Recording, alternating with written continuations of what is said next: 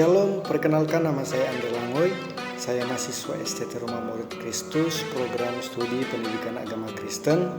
Dan pada saat ini saya akan menyelesaikan tugas video dari dosen pengampu kami, yaitu Bapak Pendeta Dr. David Livingstone Araro, dalam mata kuliah Prolegomena dengan judul materi yaitu Ruang Lingkup Teologi.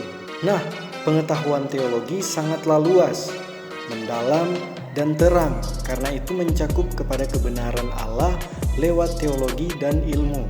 Kebenaran Allah itu merujuk kepada wahyu umum dan wahyu khusus.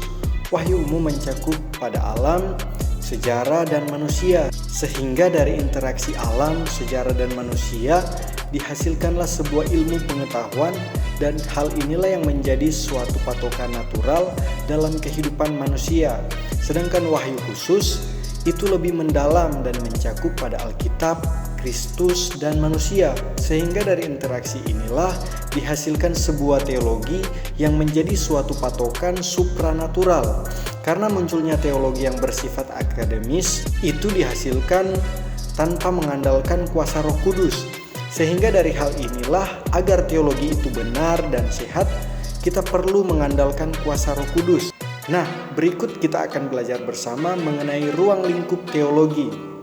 Yang pertama, teologi biblika, di mana teologi biblika ini berurusan dengan penelaahan isi naskah Alkitab dengan menggunakan alat-alat bantu, contohnya pembimbing Alkitab yang kita kenal dengan istilah latar belakang Alkitab, pengantar Alkitab, teologi perjanjian lama dan teologi perjanjian baru, tafsiran atau eksposisi Alkitab, bahasa asli Alkitab, hermeneutika, dan lain-lain. Nah, yang kedua, teologi dogmatika, yaitu teologi yang berurusan dengan penataan doktrin-doktrin dalam Alkitab menurut suatu tatanan logis yang bertujuan untuk menemukan, merumuskan, memegang, atau mempertahankan dasar pengejaran iman Kristen dengan tindakan yang sesuai dengan Alkitab. Contohnya yaitu teologi proper, apologetika, etika, dan lain-lain. Yang ketiga, teologi praktika, di mana teologi ini berurusan dengan penerapan teologi dalam kehidupan praktis untuk tujuan pembangunan, pengudusan, pembinaan pendidikan, pelayanan jemaat, dan umat manusia pada umumnya. Contohnya itu lewat bidang pastoral, bidang konseling, bidang pendidikan agama Kristen, dan lain-lain.